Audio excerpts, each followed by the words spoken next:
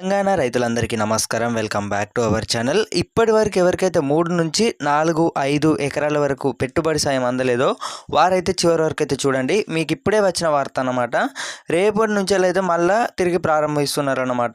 ఇప్పటి వరకు చూసుకున్నట్టయితే 6 ఎకరాల వరకు అయితే విడుదల చేసిందన్నమాట ప్రభుత్వం.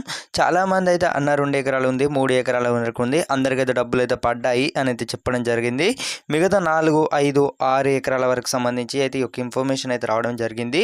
అలాగే ఈ రోజు అయితే మనకు ప్రధాని మోదీ గారు అయితే ఒక శుభవార్తనైతే చెప్పారు. అందరి ఖాతాలోనైతే డబ్బులు అయితే పడ్డట్టయితే తెలుస్తుందన్నమాట. పీఎం కిసాన్ 19వ విడత నిధులను చూసుకున్నట్టయితే ప్రధాని మోదీ గారు అయితే ఈరోజు విడుదల చేసిన విషయం అందరికీ తెలిసిందే. అయితే 9.8 కోట్ల మంది రైతుల ఖాతాలో 2,000 రూపాయల చొప్పున అయితే మొత్తం 22,000 కోట్లు అయితే బడ్జెట్ అయితే కేటాయింపు జరిగిందనమాట. ఇప్పటి వరకు రైతు భరోసా పడలేదో మీ అందరికీ కూడా డబ్బులు అయితే పడడం అయితే జరుగుతుంది. ప్రభుత్వం నుంచి అయితే అఫీషియల్ వచ్చిందనమాట. ఈ రైతు భరోసా డబ్బులు అయితే పడుతున్నాయి. పెట్టుబడి సాయంపై అయితే డిప్యూటీ సీఎం బట్టి విక్రమార్క, తుమ్మల నాగేశ్వరరావు గారు అయితే కీలక అప్డేట్ అయితే ఇచ్చారు. అర్హులైన రైతుల ఖాతాలో పెట్టుబడి సాయం అయితే అందజేయనున్నారు. డబ్బులు చేస్తామని అయితే వచ్చే నెల మొదటి వారంలోగా రైతుల ఖాతాలోకి రైతు భరోసా అంటే ఇప్పటి వరకు చూసుకున్నట్టయితే 10 ఎకరాల వరకు అయితే రైతులు ఎవరైతే ఉర్రో వీళ్ళందరికీ కూడా ఆందోళన చెందవలసిన పని లేదని అయితే చెప్పడం అయితే జరిగింది.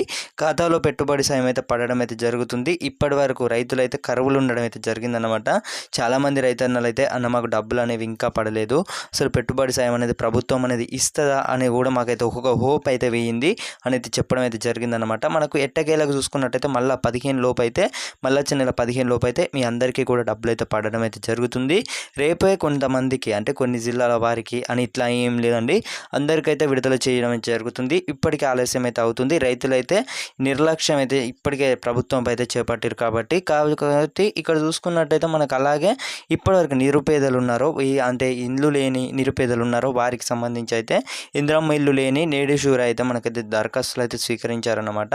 ఆల్రెడీ కూడా ఇందిరమ్మ ఇళ్ళకి సంబంధించి అయితే మనకు మొన్ననైతే ఎంపిక చేయడం అయితే జరిగింది గ్రామ పంచాయతీలలో.